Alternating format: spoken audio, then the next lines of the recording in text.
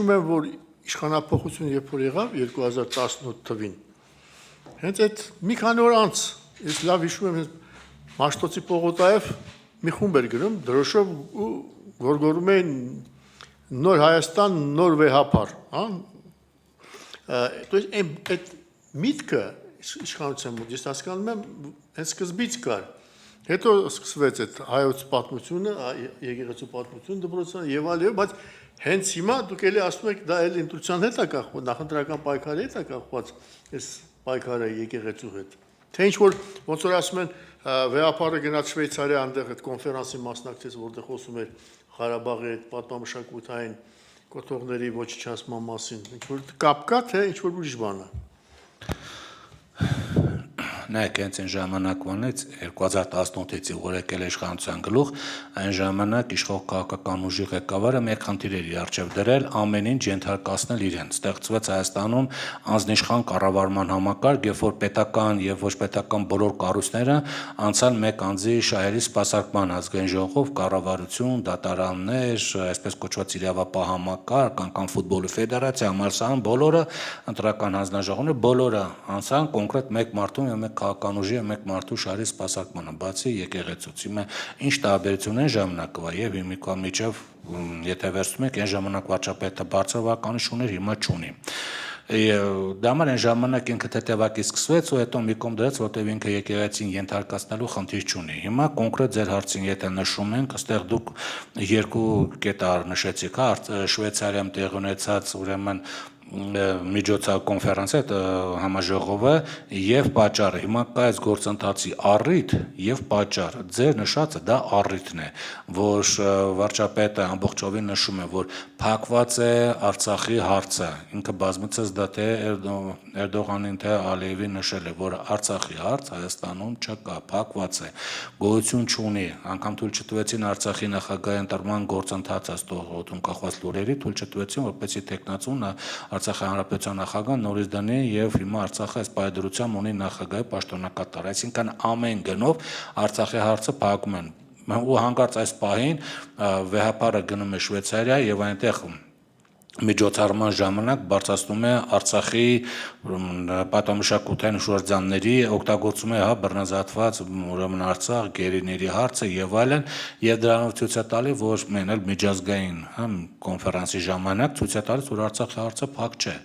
եւ դրանով ամբողջովին իջիկ է դառնում վարչապետի նախընտրական այն հիմնական թեզը որը նա տվել էր ուրեմն հարևան երկրներին, որ Հայաստանում Արցախի հարցը փակ չէ, պարզվում չէ, Արցախի հարցը բաց է, եւ դա անմիջապես ուրեմն օգտագործում է Ադրբեջանի ղեկավարության կողմից, եթե նայել եք, հա իրանց կրոնական առաջնորդը Փաշազադեն անդադ տարբեր տեղերով սկսում է նամակներ գրել եւ պայքար է սկսել ուրեմն հայ առաքելական եկեղեցու դեմ, այսինքն Ադրբեջանը ամեն ինչ անում է, որպեսզի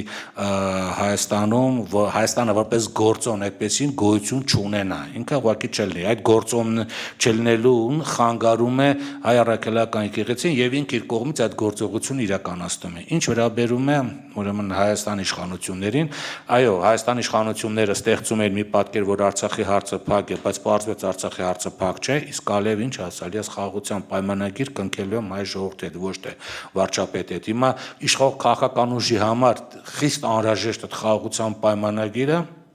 չի ստացվում, որովհետև Ադրբեջանը ասում է, հա, ուրա ինչի կնքեմ խաղաղության պայմանագիր, եթե Արցախի հարցը բաց է, փաստորեն, փակ չի։ Դու ասում ես փակ է, բայց պարզվեց բաց է։ Սա առիթն էր, որ սկսվեց պայքար ուրեմն եկեղեցու դեմ, բայց կա պատճառը ավելի խորքային է, նայեք, իշխող քաղաքական ուժը դա լիդերային կուսակցություն է եւ նրա վարկանիշը կախված է կոնկրետ մեկ մարդու կուսակցության ղեկավարի վարկանիշից, որը բավական իջել է տարբեր հարցումներով 10-ից 15% է մոտավորապես եւ նրա հիմնական վարկանիշը որ ապահովում է, ասենք, իրան ընտրազանգվածը, դա քաղաքներից դուրս գտնվող եւ ինչքան հնարավոր է հեռու գտնվող գյուղական վայրերն են, որտեղ մեկ լրատվամիջոցին են հիմնականում հավատում։ Եթե նայում եք,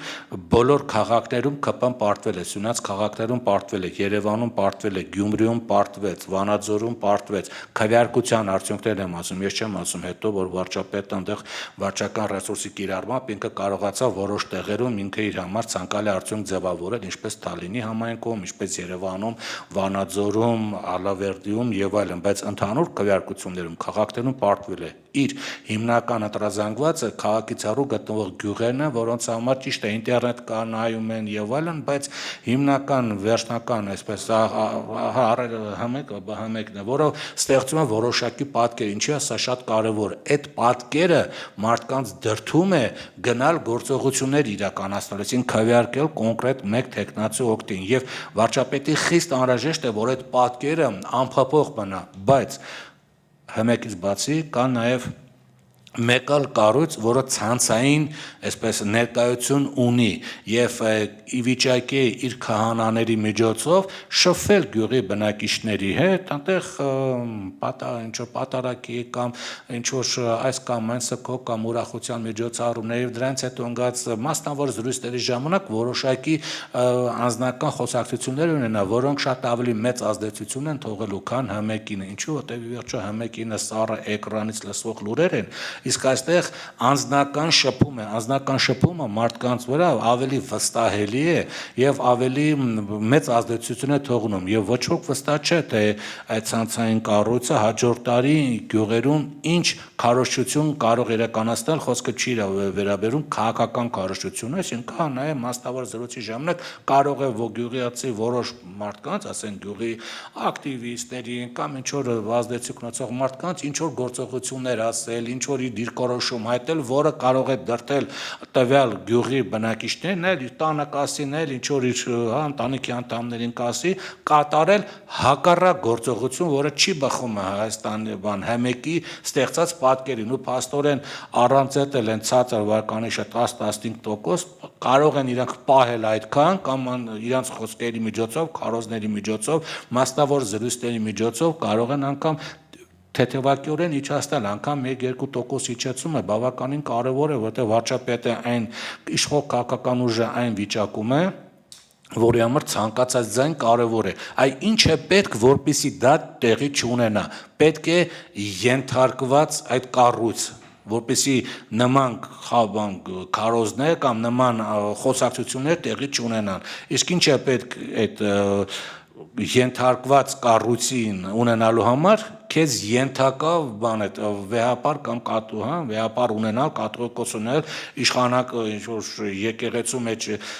իշխող ենթակա իշխող խումբ ունենալ, որը ինքը հակառակ այդ քո Համեկի այլընտր բանը կար, ոնց որ կրկնա հայլային արտացոլումը կա Պողովի, դրա համար պետք է եկեղեցու ղեկավարություն փոխել, որը ինքը չի կարող անել, որովհետև գոյություն ունի Սահմանադրության հոդվածը, թե չեմ սխալվում 7-րդ հոդվածը, համաձայն որի պետությունը անջատված է եկեղեցին անջատված է պետությունից, ցանկացած գործողություն, որը կխաթարի կոնկրետ հայ առաքելական եկեղեցու գործունեությունը, դա կարող է դիտվել որպես սահմանադրական կարգի խախտում, սահմանադրության նորմերի խախտում։ Սա մեկ, որ դուք չեք կարող որևէ օրենք ընդունել, որով կազդի, որը պարտադիր պետք է ունենալ հայ առաքելական եկեղեցուրա, որտեղ նա տարանջատված է, չեք կարող։ Եթե օրենք ընդունեցիք ունենալով մեծամասնություն, դա գնալու է սահմանադրական դատարանի, սահմանադրական դատարանը մի բան լավ գիտի, արդյոք ինքը իր վրա կվերցնի պատասխանատվություն այդ օրենքը ճանաչա սահմանադրությանը համապատասխան, որտեղ բավոր հաջորդ տարի այլ քաղաքական ուժ լինի պարլամենտում մեծամասնություն եւ վարչապետը լրիվ ուրիշ մարդ լինի։ Այդ դեպքում վստահեք ովքեր որ կարող են, ասենք, հակասահմանադրական օրենքներով ինչ որ բան անել, գործողություն իրականացնել, արդյոք իրանց պատրաստ են իրենք դրա համար քրեական պատասխանատվության ենթարկվել, իսկ վստահ են, որ չեն ենթարկվել, այսինքն այստեղ գործողություններ կան։ Եվ բացի դրանից դա նաև եվրոպական դատարան կարող գնա, Վենետիկի հանձնաժողով գնա, մաքսիմում ինչ կարող է անել, մաքսիմում կարող են ինչ որ խմբեր ստեղծվել, չգիտեմ, ստոտում կախված ուժերի ԿՊ-ից, ինչ որ ուղղորդվող կամ չուղղորդվող, որոնք գնան եւ վեհապարի մուտքը, ասենք, վեհարան արկելեն կամ խանգարիչ գործողություն այնտեղ իրականացնեն։ Այդ նման դեպքում էլ կաթողիկոսը կարող է շատ հանգիստ կամ վեհապարը գնա, ասենք, Վիրահայոց թեմ, Թիֆլիս եւ այնտեղ իր բնակությունը հաստատի, մեկ էս իշխանությունն մի տարի է մնացել։ Բայց դեպքում ինչ ես անելու, գնալու ես Թիֆլիս ընդեղել իր մուտքը արկել ես, թե ասելու ես, որ կաթողիկոսը որ Հայաստան չի, բերեք նոր կաթողիկոս ընտրեն, որ չընտրեն ինչ ես անելու։ Թե իրանք մտածում, որ եթե կաթողիկոսը Հայաստան չի կար ընդեղել, ազդել ընտրական գործընթացի վրա, ավելի վատ կազդի ընտրական գործընթացի վրա, այսինքն ինքը ոչ մի ձևով եկեղեցուն ոչ մի բան չի կարանի, բացի զուտ, ասենք ֆիզիկական տեղաշարժը խանգարելուց, ուրիշ ոչ մի բան չի կարող անել։ Ի վերջո մի քաղաքական ուժ, որ իսկի Գյումրիում չկարողացավ իր ուզած քաղաքապետին դնել, չնայած կիրառեց հնարավոր բոլոր հնարավոր այսպես մեթոդները չկարողացավ։ Պիտի կաթողիկոս փոխի, մի քիչ լուրջ չի էլի։ Սա է նախընտրական կամպանիա ենթարկալ, այսպես իրեն ենթարկալ լրատվամիջոց դարձնել, այսպես ասենք, էլի կա հմեկ եւ կա մի հատ էլ հմեկ երկուս դարձնել եկեղեցին։ Զուտ նախընտրական կամպանիա, որ հաջողություն չունենալու, չի կարող դա հաջողություն ունենալ։ Խանգարել կարող է, ոչ ավել, բայց պետք է մի բան հասկանալ, սա շատ կարևոր երևույթ է։ Վարչապետի գործողությունը, ինչ որ իրեն ենթարկվում է պետական ապարատ եւ այլն, մնացել է մինչեւ նոր տարի։ Որտեվ նոր տարուց հետո փաստացի սկսում է հոգեբանական մի իրավիճակ, երբ որ բոլորը սկսում են մտածել իրենց մասին եւ ինչ որ ասում է վարչապետը եւ իշխողական ուժը, բոլորը տեղում սաբոտաժ են անելու մեկ պատասխանով՝ տենանք ընտրությունների արդյունքը ինչ ալնելու, որ հետո տեսնենք ինչ են կանում, որտեվ իշխողական ուժը ինչ արեց միջև հունվար է անել։ Դրանից հետո հոգեբանորեն կասեցվում է քաղաքական դաշտը, իսկ հունվար, փետրվար, մարտից հետո ընդհանրապես դադարվելու է վարչապետի որևէ ասածը իրականորեն բան է, կյանքի կոչվելու այդ գործընթացը։ Չի կոչվելու, որտեղ բոլորը սպասելու են ընտրությունների արդյունքին։ Դրա համար վարչապետը մնաց մի